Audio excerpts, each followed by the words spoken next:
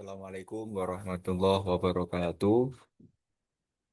Sebelumnya terima kasih. Perkenalkan nama saya Muhammad Nailul Huda. Pada kesempatan ini ingin menjelaskan sedikit materi pada pertemuan ke-11 terkait dengan PKBM. Apa itu PKBM? Maka selengkapnya akan kita bahas seringkas mungkin. Langsung saja.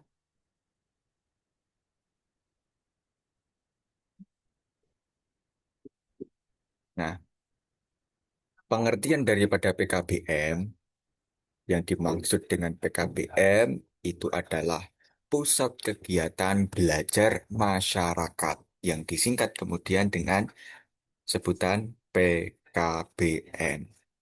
Nah, PKBM merupakan suatu institusi, ya, suatu institusi berbasis masyarakat, community based institution, ya.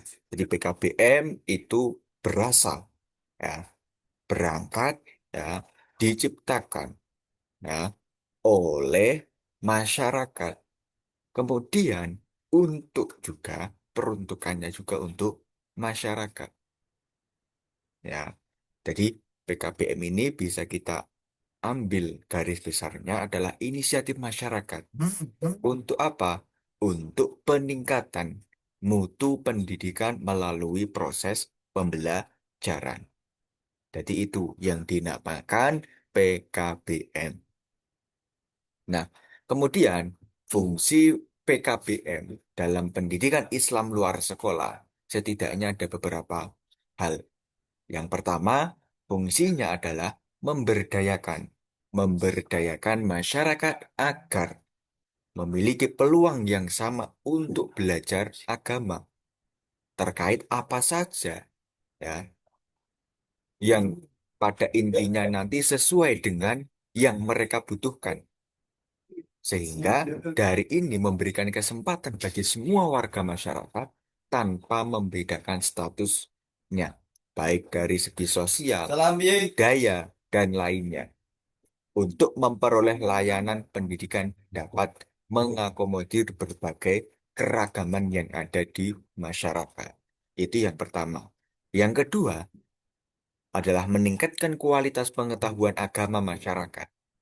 Yang ketiga, diperuntukkan untuk pengembangan pertumbuhan keagamaan masyarakat. Ini beberapa fungsi-fungsi PKBM dalam khususnya topiknya adalah pendidikan Islam luar sekolah. Jadi ada tiga hal. Nah, kemudian jenis-jenis kegiatan PKBM. Jadi ada beberapa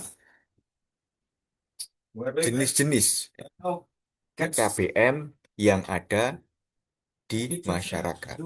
Yang pertama, itu ada yang namanya pendidikan masya. Pendidikan masya adalah kegiatan pendidikan yang ditunjukkan kepada kelompok berskala besar. Jadi masanya itu adalah masa yang besar. Kegiatan berskala besar untuk menyampaikan informasi-informasi, pesan, pendidikan secara luas. Ya, jangkauannya lebih besar. Contohnya, ya, misalnya kegiatan-kegiatan kampanye literasi melalui radio, televisi, ya, dan media sosial yang ada sekarang. Itu. Kemudian yang kedua, kegiatan pameran pendidikan, seminar-seminar, sosialisasi publik tentang isu-isu sosial atau isu-isu pendidikan yang sedang berkembang di masyarakat. Kemudian pemutaran film edukatif keliling. Nah, tujuannya pendidikan massa ini adalah menyadarkan masyarakat tentang pentingnya pendidikan, menyebarluaskan informasi dengan cepat dan luas. Itu jenis yang pertama, yaitu pendidikan massa. Yang kedua, itu ada yang namanya pendidikan orang dewasa. Apa itu? Yaitu merupakan proses pendidikan non-formal yang ditunjukkan untuk orang dewasa.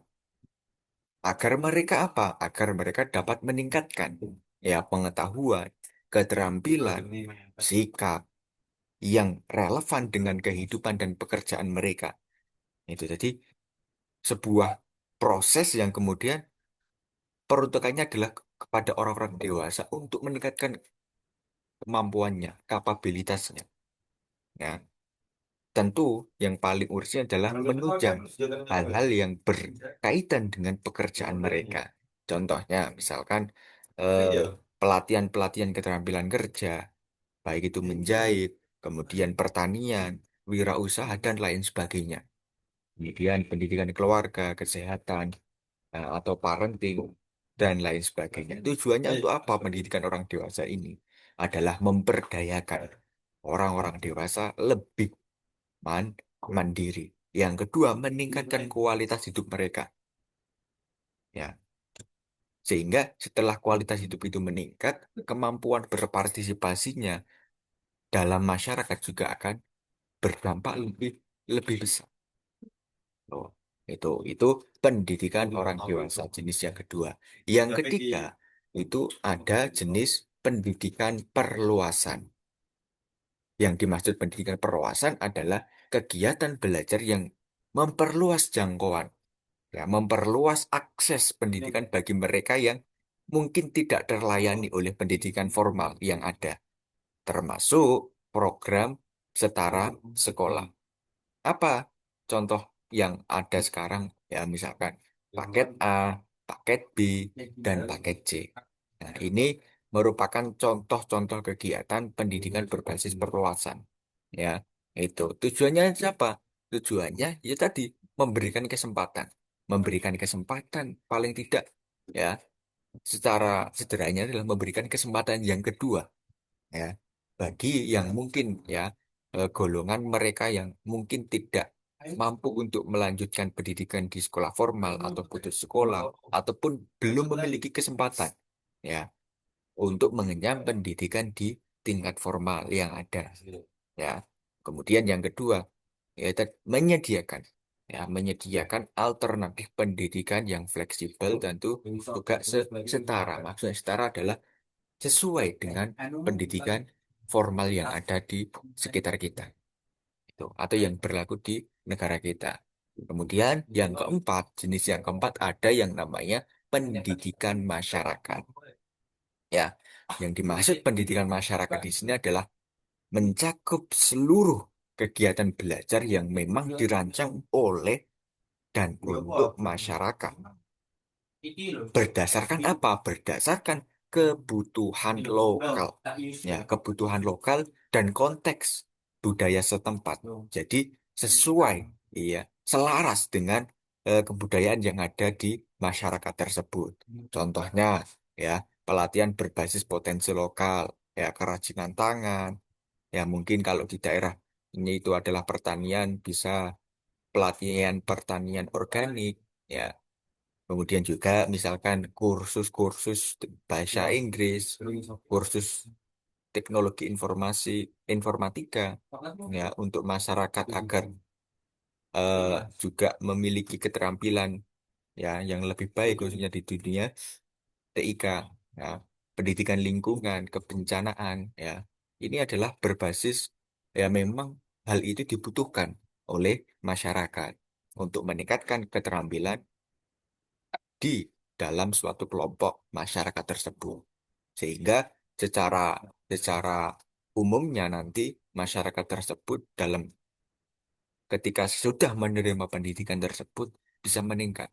Ya, value nilai masyarakat tersebut bisa meningkat dari segi pendidikan ataupun kemampuan yang dimiliki oleh setiap individu yang berada di lingkup masyarakat tersebut. Tuh, lah tujuannya tadi ya meningkatkan kapasitas masyarakat dalam menyelesaikan masalah-masalah sosial, mengembangkan potensi komunitas. Ya, itu itu jenis yang keempat. Kemudian jenis yang kelima itu ada yang namanya pendidikan dasar. Pendidikan dasar dalam konteks PKBM ini merujuk pada layanan pendidikan yang menyetarakan jenjang SD, SMP, ya, bagi warga belajar yang belum menyelesaikannya. Jadi diperuntukkan memang contoh titik paket A, setara kan SD, ya, sekolah dasar. Kemudian sekolah SMP, paket B. Nah, ini adalah pendidikan kategori dasar yang memang ada di lingkup kita. Nah, yang dimaksud pendidikan dasar di sini adalah dalam konteks PKBM, jadi memberikan layanan pendidikan pada jenjang tersebut. Ya, misalkan ada masyarakat yang memang tidak mampu menyelesaikannya, sehingga di jenis kelima ini kemudian ada yang namanya pendidikan dasar. Nah, tujuannya adalah memastikan hak pendidikan bagi semua warga negara, mengurangi angka putus sekolah dan buta aksara. Itu karena pendidikan dasar ini kan paling tidak hal yang menjadi nanti eh, istilahnya pengembangan di masa-masa depannya. Maka pendidikan dasar wajib terpenuhi. Kemudian yang keenam, jenis yang keenam, kegiatan PKBM ada yang namanya penyuluhan. Ya, artinya proses pemberian informasi atau pemahaman kepada masyarakat untuk meningkatkan kesadaran, sikap, dan perilaku dalam segala lini, dalam berbagai bidang. Misalkan penyuluhan kesehatan, pertanian, penyuluhan hukum, kemudian penyuluhan bahaya narkoba, kekerasan, ya. Nah, ini pokoknya semua hal yang mungkin dirasa itu dibutuhkan oleh masyarakat, maka ada yang namanya kegiatan yang termasuk juga kok tergolong kegiatan PKBM itu yang namanya penyuluhan. Jadi ya tergantung ya yang dibutuhkan dalam masyarakat tersebut apa, informasi terkait apa, pendidikan terkait apa, maka lewat penyuluhan inilah ya proses pemberian informasinya. Ya, tujuannya ya jelas untuk meningkatkan pengetahuan praktis masyarakat tentang suatu hal. Kemudian mendorong juga perubahan sikap dan perilaku yang lebih lebih baik. Mungkin karena sebelumnya ada permasalahan terkait A. Nah, kemudian untuk menyelesaikan masalah A ini dia adakan penyuluhan terkait bagaimana ya penyelesaian masalah A tadi, ya bagaimana problematikanya sebenarnya ya. Itu ya penyuluhan jenis yang kena. Nah, itu ini terkait jenis-jenis kegiatan PKBM. Nah, kemudian dalam manajemen PKBM itu ini sebagai dasarannya Direktorat Jenderal Pendidikan Nonformal dan Informal tahun 2019 pasal 15 menjelaskan bahwa program yang dilaksanakan oleh PKBM minimal tiga bidang. Jenis PNF yang berbeda memiliki TBM, ya, Taman Baca Masyarakat atau perpustakaan, mempunyai silabus setiap jenis program, ya, untuk, nah, jadi minimal tiga itu. Kemudian standarisasinya minimal pengelolaan PKBM diperlukan pengelola PKBM yang memiliki kemampuan manajerial dalam mengelola program PKBM dengan baik sebagai upaya untuk ya dalam bayanya untuk terakreditasi program dan berdampak pada ya lembaga PKBM yang dikelolanya itu. Jadi minimal ya dalam manajemen PKBM itu harus minimal terdiri dari tiga tadi, ya, tiga hal tadi. Nah, kemudian dalam penyelenggaraan pendidikan luar sekolah, ya, fungsi-fungsi manajemen meliputi di sini identifikasi, ya. Ini jelas untuk mengetahui dulu, ya, kita untuk bagaimana mempelajari dulu, ya. Jadi sumber belajarnya, dana belajarnya, tempat belajarnya, waktu belajar dan hal lain yang mungkin mendukung terselenggaranya program belajar. Jadi dipelajari dulu, ya. Itu dasar-dasarnya mungkin ya. Nah, kemudian setelah diidentifikasi maka baru ya dari hasil identifikasi ini di tahap yang kedua nanti masuk pada perencanaan. Ya, jadi setelah tahu ya dasar-dasarnya, sebab-sebabnya, maka baru dirancang. Nah, program yang kira-kira sesuai apa. Nah, itu. Setelah dirancang selesai perencanaan secara sudah dikalkulasi dengan matang, maka proses selanjutnya pada pelaksanaan ya. Nah, setelah pelaksanaan ini ya nanti dalam pelaksanaannya juga yang perlu yang namanya pengorganisasian bagaimana ya organisasi yang terlibat di dalam pelaksanaan ini betul-betul di manajemen dengan baik, diatur dengan baik, dikelola dengan baik ya. Selanjutnya setelah berjalan kemudian juga dalam proses berjalannya juga ada eh, pengaturan organisasi dengan baik, ya manajemen organisasinya diatur sedemikian rupa, sedemikian baiknya, maka perlu yang namanya juga evaluasi untuk apa? Untuk mengukur sejauh mana kemudian program yang sudah direncanakan tadi, kemudian diimplementasikan, dijalankan, itu sudah berjalan bagaimana? Ada poin plusnya di mana, kekurangannya di mana lah. Itu untuk apa? Untuk pengembangan jangka selanjutnya. Jadi rencana kerja tidak lanjutnya itu biar biar jelas mana yang harus diperbaiki, mana yang kemudian perlu ditingkatkan, mana yang perlu kemudian dibenahi. Agar apa? Agar ke depannya itu program PKBM bisa berjalan lebih baik dan lebih menghasilkan apa yang kemudian diinginkan itu juga tercapai dengan lebih baik. Itu.